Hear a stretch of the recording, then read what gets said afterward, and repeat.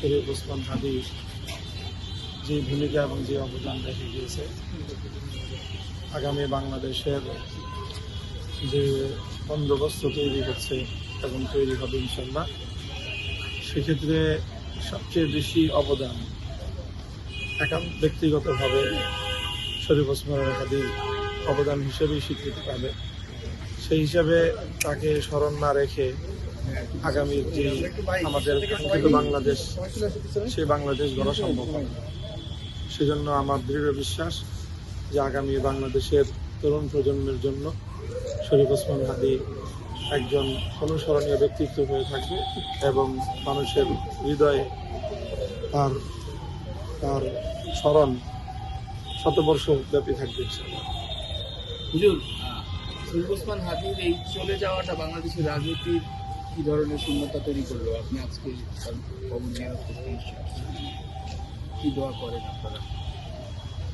আমরা তো শরীফ ওসমান হাদীর বিচ্ছেদ এবং তার বিরহে আমরা শোকাতুর, তবে আমরা এটা ভেবে আনন্দিত যে সে অল্প সময়ে ক্ষুদ্র জীবনে যে অসাধ্য সাধন সে করে গিয়েছে, লক্ষ কোটি মানুষও যে জাগরণ তৈরি করতে পারে না, একা সে তার শাহাদাতের মধ্য দিয়ে ইনসাফের পথে আধিপত্যবাদ বিরোধী লড়াইয়ে জীবন দান করে সে নতুন প্রজন্মের কাছে এক ঐতিহাসিক জাগরণের বার্তা দিয়ে গিয়েছে।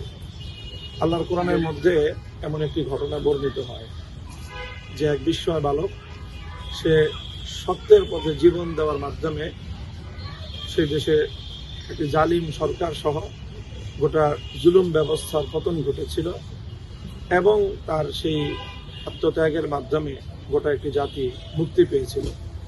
আমরা মনে করি জুলাই বিপ্লবে প্রায় 1.5 সহস্রাধিক তাজা প্রাণ ঝরেছে, কিন্তু 1.5 বছরের মাথায় সেই জুলাই বিপ্লব, সেটা নিয়ে নানা ধরনের ষড়যন্ত্রের জাল বিস্তীর্ণ হয়েছিল।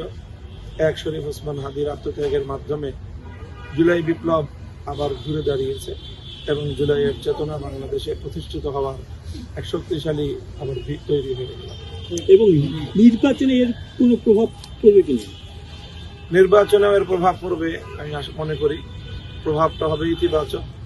যারা জুলাই চেতনার পরিপন্থী চিন্তা করছে, তাদের এই চিন্তাটাকে বাংলাদেশের বিশেষ করে তরুণ ভোটাররা ঘৃণা বলে প্রত্যাখ্যান করবে।